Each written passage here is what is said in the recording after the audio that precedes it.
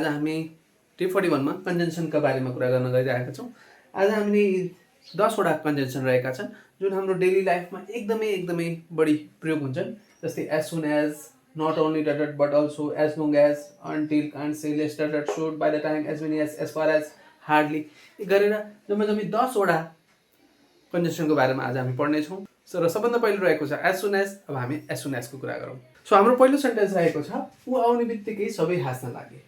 हामीले यसमा के बुझ्न पर्ने हुन्छ भने जब ऊ डट बित्तिकै आएको छ भने as soon as आइहाल्यो भनेर बुझ्नु पर्यो। ऊ डट बित्तिकै र ऊ डट बित्तिकै भन्ने बित्तिकै as soon as आउने कुरा गरिरहेको छ। So as soon as he came हैन सबै हाँस्न लागे भनेपछि all started laughing है। सो हाम्रो यो सेन्टेन्स के भन्छ as soon as he came all started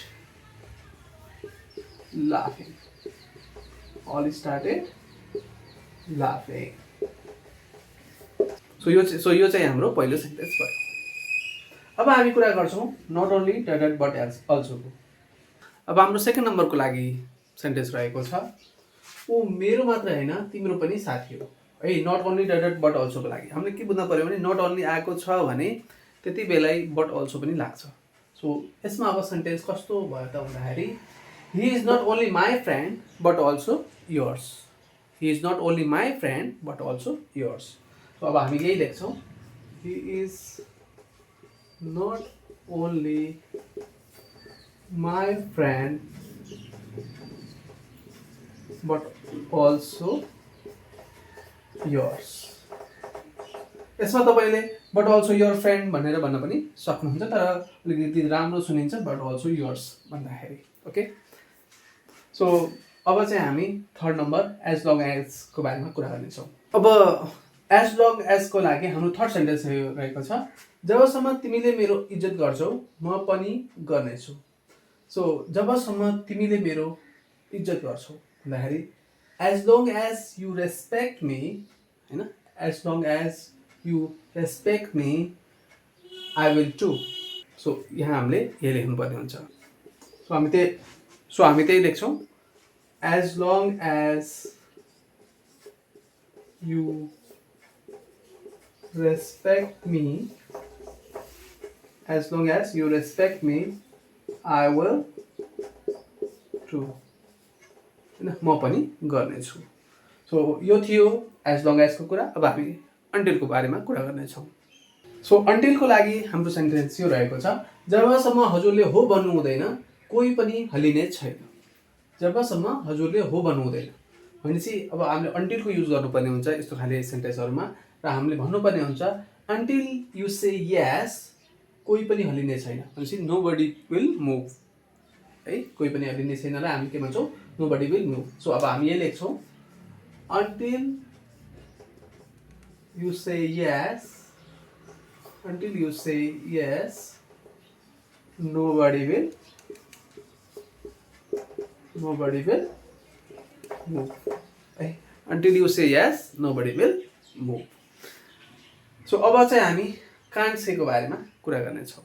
can't Seiko लागि हाम्रो सेन्टेन्स यो रहेको छ म भन्न सक्दिनँ कि उसँग के छ। म भन्न सक्दिनँ भन्दाखेरि आई कान्ट से है उसँग के छ वाट ही ह्याज है। I can't say what he has. So हामी त्यही लेख्छौँ I can't say I cannot say I can't say what he has. म भन्न सक्दिनँ होइन उसँग के छ। I can't say what he has. So I can't say what he has. अब हामी लेस डट सुटको बारेमा कुरा गर्छौँ। लेस डट सुटको लागि हाम्रो सेन्टेन्स यो रहेको छ सबैलाई इज्जत देऊ यस्तो नहोस् तिमीलाई कसैले पनि इज्जत नदियोस्।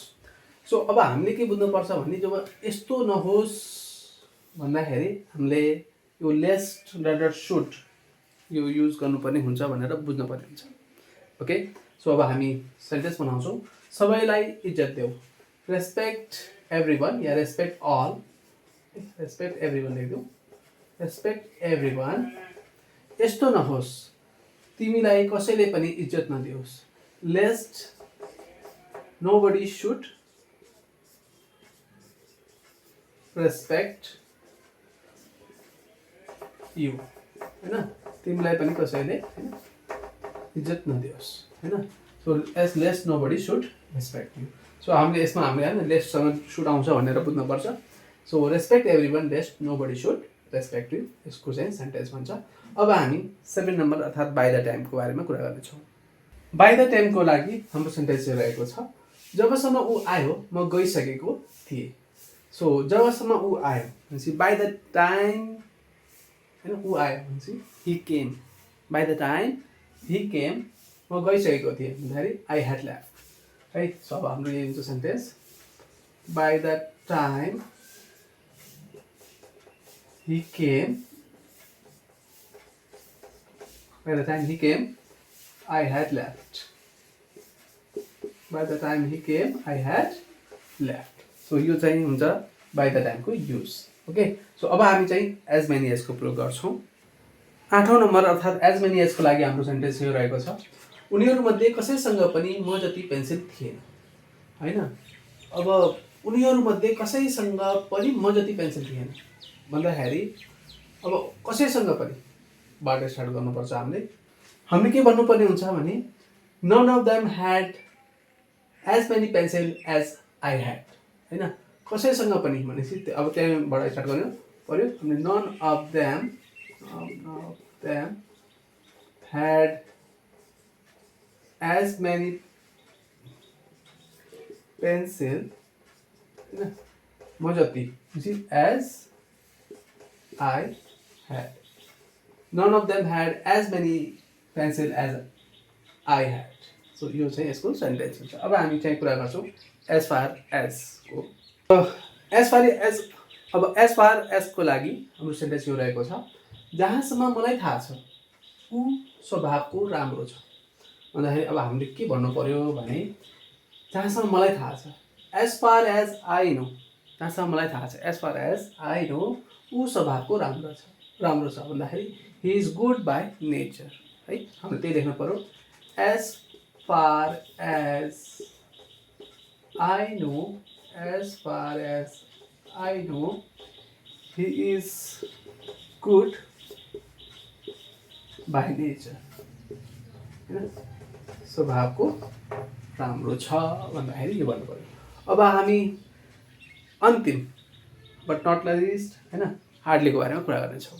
अब हार्डलीको लागि सेन्टेन्स यो रहेको छ, मैले यो किताब खोलेको मात्रै थिएँ कि मलाई आफ्नो बाल्यकाल याद आयो। मैले यो किताब खोलेको मात्रै थिएँ कि मलाई आफ्नो बाल्यकाल याद आयो भन्दाखेरि अब हार्डलीको हामीले प्रयोग कसरी गर्ने त भन्दाखेरि I had hardly open this book, मैले यो किताब खोलेको मात्रै थिएँ है, यसरी भन्नु पर्यो।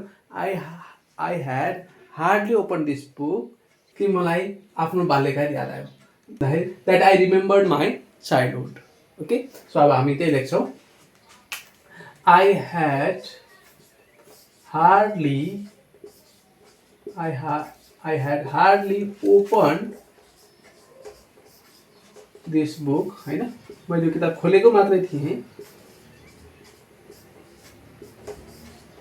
कि मलाई आफ्नो बाल्यकाल याद आयो। That I remembered